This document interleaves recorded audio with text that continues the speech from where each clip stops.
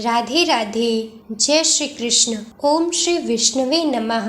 आज के वीडियो में आप सुनिए कार्तिक मास महात्म्य का 8वां और 9वां अध्याय। सबसे पहले आप सुनिए कार्तिक मास महात्म्य का 8वां अध्याय। देवर्षि नारद जी के मुख से इतनी कथा सुनने के बाद महाराज पृथु ने उनसे विनती की कि हे महामुनि, आपने कार्तिक मास में भगवान विष्णु की पूजा का महात्म्य सुनाया। इस मास में यदि किसी अन्य देवता का व्रत या पूजन होता हो तो वह भी बताइए। तब देवर्षि नारद जी बोले, नारायण नारायण। कार्तिक शुक्ल पूर्णिमा को श्री विष्णु जी का व्रत, कार्तिक कृष्ण चतुर्थी को श्री गणेश जी और अष्टमी और अमावस्या को श्री लक्ष्मी जी का व्रत किया जाता है। जो कुमारी कन्याएं कार्तिक मास में चतुर्थी को गणेश जी का कर्क चतुर्थी व्रत करती हैं, उन्हें सुयोग्य वर मिलता है। अगर विवाहित स्त्री इस व्रत का पालन करे तो उसका सुहाग अटल होता है।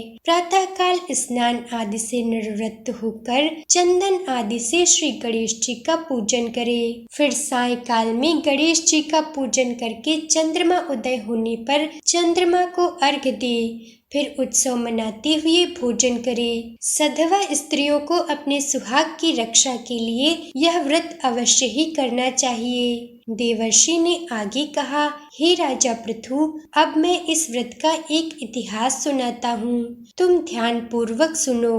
भद्रावती नगरी में सुधर्मा नामक एक राजा था। उसके रविदत्त, सुशर्मा, जय शर्मा और सुशोभन नामक 4 पुत्र और वीरवती नाम की एक कन्या थी। सुधर्मा ने अपनी कन्या का विवाह देवव्रत के साथ कर दिया था।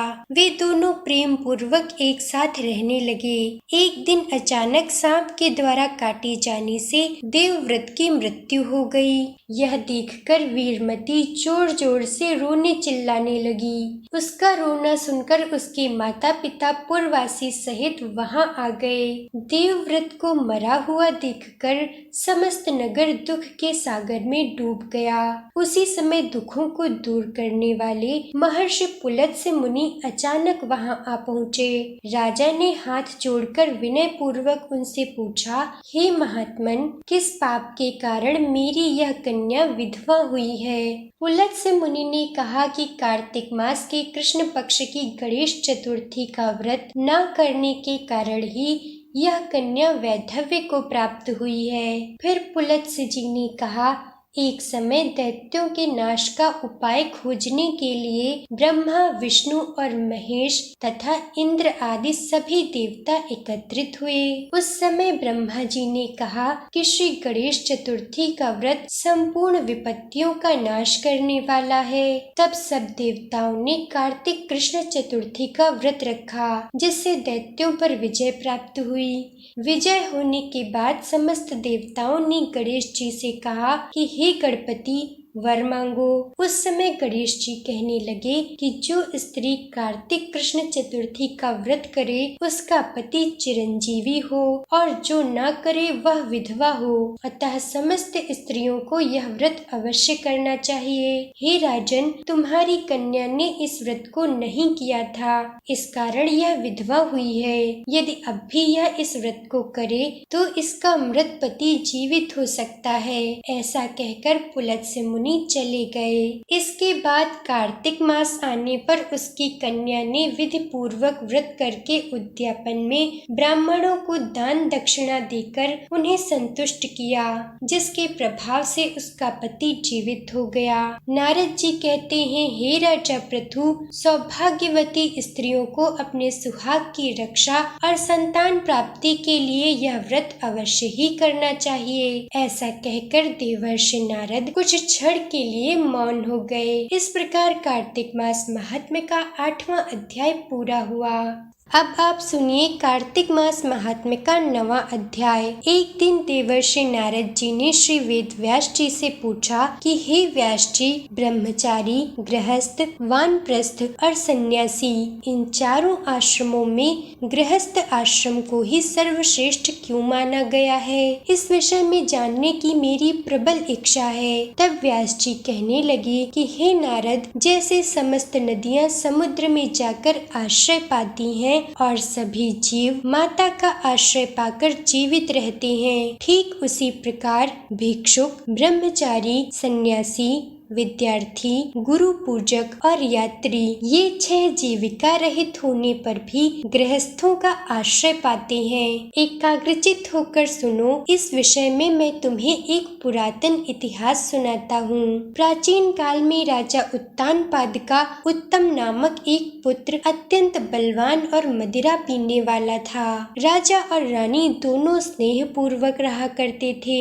एक दिन राजा ने वैश्या का नृत्य देखते हुए मदिरा पान किया, साथ ही अपनी पत्नी से भी मदिरा पान करने का आग्रह किया, परंतु रानी ने उसका कहा नहीं माना। तब राजा ने क्रोधित होकर अपने सेवकों को रानी को निर्जन वन में छोड़ आने की आज्ञा दी। अनुचरों ने राजा की आज्ञा का पालन किया। इसके बाद राजा ने दूसरा विवाह नहीं किया। रानी के वियोग को सहन करते हुए राजा प्रजा का पुत्र के समान ही पालन करने लगा। एक दिन एक ब्राह्मण राजा उत्तम के समीप आकर निवेदन करने लगा कि हे राजन, मेरी पत्नी का किसी ने अपहरण कर लिया है।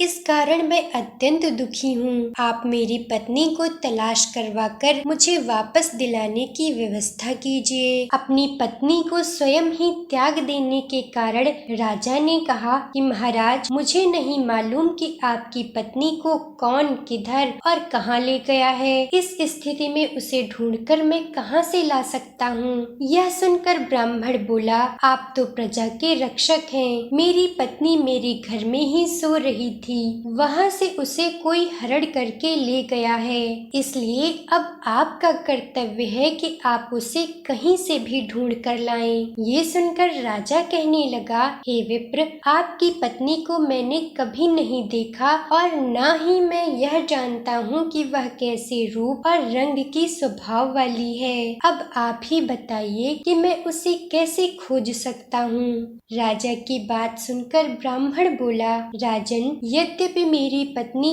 कर्कश स्वभाव की, कठोर वचन बोलने वाली, काले रंग की और कुरूपा है, फिर भी मैं उसकी निंदा नहीं करता, क्योंकि वह तो मेरी अर्धांगिनी है। राजा ने कहा, जब तुम्हारी पत्नी ऐसी कुरूपा और क्रूर स्वभाव की है तो तुम उसे प्राप्त करके क्या करोगे? उसके स्थान पर मैं तुम्हें अत्यंत सुंदर, शील स्वभाव की अन्य स्त्री दे सकता हूँ। ब्राह्मण कहने लगा, राजन, मेरी पत्नी मेरे धर्म कर्म की अर्धांगिनी है, इसलिए उसकी रक्षा करना मेरा परम धर्म है। जो पुरुष अपनी पत्नी की सुरक्षा नहीं करता, उसके वर्ण संकर संतान उत्पन्न होती है, उसके पितर नरकवासी होते हैं। वैश्यागामी पुरुष का कल्याण कभी नहीं हो सकता। ब्राह्मण के वचन सुनकर राजा उस स्त्री को खोजने चल दिया। कुछ दूर जाकर राजा ने एक आश्रम देखा जिसमें एक महान तपस्वी कुशा के आसन पर बैठे थे। राजा को आश्रम में आया हुआ देखकर भी ऋषि ने उनका कोई आदर नहीं किया। ऋषि ने कहा, मैं जानता हूँ कि तुम राजा उत्तानपाद के पुत्र हो, किंतु यहाँ किस कारण से आए हो? तब राजा ने कहा, हे मुने, एक ब्राह्मण के घर से कोई उसकी स्त्री को हर ले गया है। मैं उसी की खोज में यहाँ आया हूँ, किंतु आपने न तो मुझे अर्घ्य दिया और न ही मेरा आदर सत्कार किया। इसका क्या कारण है? ऋषि ने कहा, हे राजन, तुम अर्घ्य के योग्य होते हुए भी उसके पात्र नहीं हो, क्योंकि तुमने अपनी निरपराध पत्नी का वन में त्याग किया है।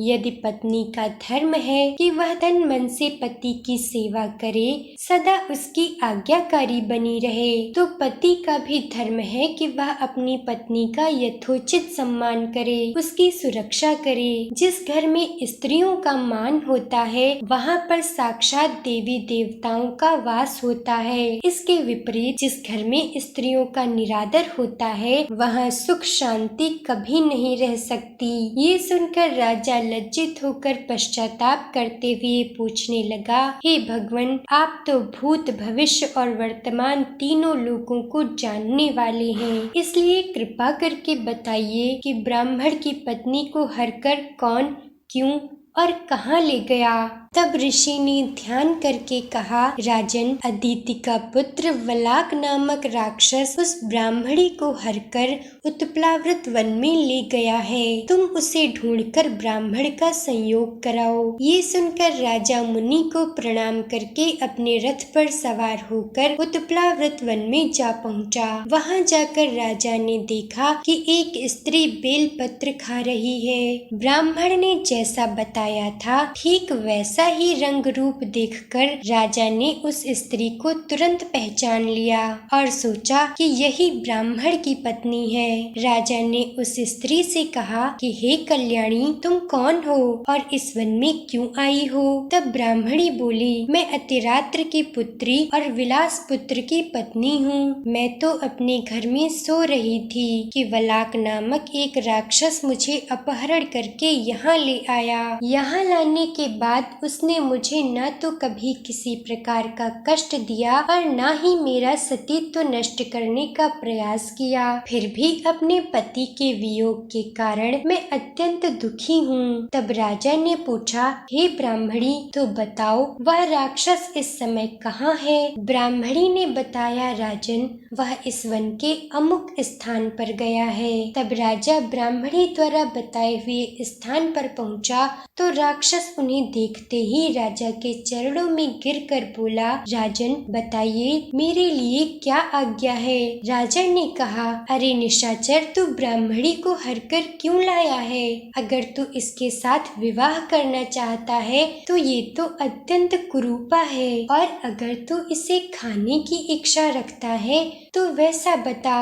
तब राक्षस बोला, राजन, मेरे घर में अनेक रूपवती अप्सराएं हैं। उनके अलावा मैंने कभी अन्य स्त्री से भोग की इच्छा नहीं की और न ही मैं मांस का भक्षण करता हूँ। मैं तो इस समय अपने पूर्व जन्म के पापों का प्रायश्चित कर रहा हूँ। इस ब्राह्मणी का पति राक्षसों को मारने का मंत्र जानता है। जब हम यज्ञ का अन्न ग्रहण करने के लिए जाते हैं तो वह हमें भगा देता है, क्योंकि यज्ञों का आचार्य वही बनता था। इसी कारण उस ब्राह्मण को दुख पहुंचाने के लिए मैं उसकी पत्नी को हरकर ले आया हूँ। शास्त्रों के नियमानुसार स्त्री के बिना पुरुष को धार्मिक कर्म करने का अधिकार नहीं है। राक्षस के ये वचन सुनकर राजा ने मन में विचार किया कि ये भी परोक्ष रूप से मेरी ही निंदा कर रहा है।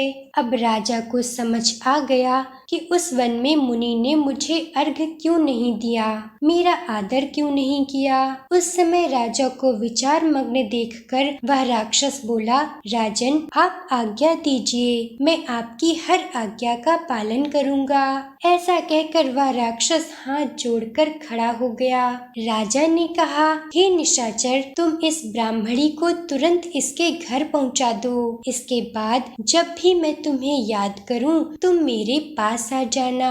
तब वह राक्षस ब्राह्मणी को उसके घर छोड़ने चला गया। इसके बाद राजा विचार करने लगा कि मैंने अपनी निर्दोष पत्नी को घर से निकाला है, इसलिए अब मैं कौन सा पुण्य कर्म करूं जिससे मुझे इस पाप से मुक्ति मिल जाए। तब राजा ने पुनः वन में उन्हीं मुनि के पास जाकर उनसे उपाय पूछा।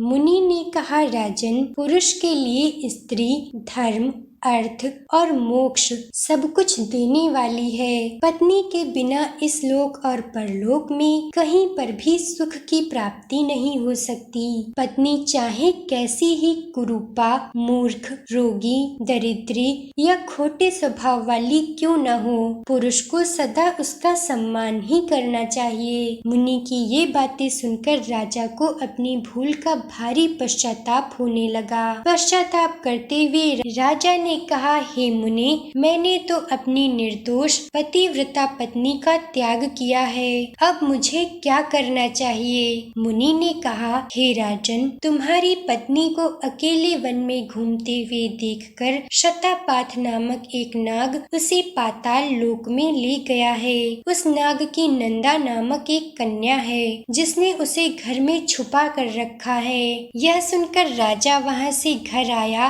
तो ब्राह्मण को पत्नी सहित अपने घर में देखकर वह अत्यंत प्रसन्न हुआ। इसके बाद राजा ने वलाक राक्षस को याद किया, वह तुरंत उपस्थित हो गया। तब राजा ने उस राक्षस को पाताल लोक से अपनी पत्नी को लाने का आदेश दिया। राजा की आज्ञा मिलते ही वलाक राक्षस पाताल को चला गया और वहाँ से राजा की पत्नी को लाकर उसे सौंप दिया। तब राजा और रानी स्नेह पूर्वक रहने लगे। देवर्षि नारद राजा पृथु से कहने लगे, यह गृहस्थ आश्रम का महात्म्य मैंने तुम्हें विस्तार पूर्वक सुनाया, और क्या सुनना चाहते हो सो कहो। राजा पृथु ने देवर्षि नारद जी से जो कुछ सुनने का आग्रह किया, इसका वृत्तांत आप आगे के अध्याय में सुनेंगे। प्रेम से बोलिए श्री लक्ष्मी नारायण भगवान की जय। अगर ये कथा आपको पसंद आई हो तो कृपया वीडियो को लाइक और शेयर जरूर करिएगा।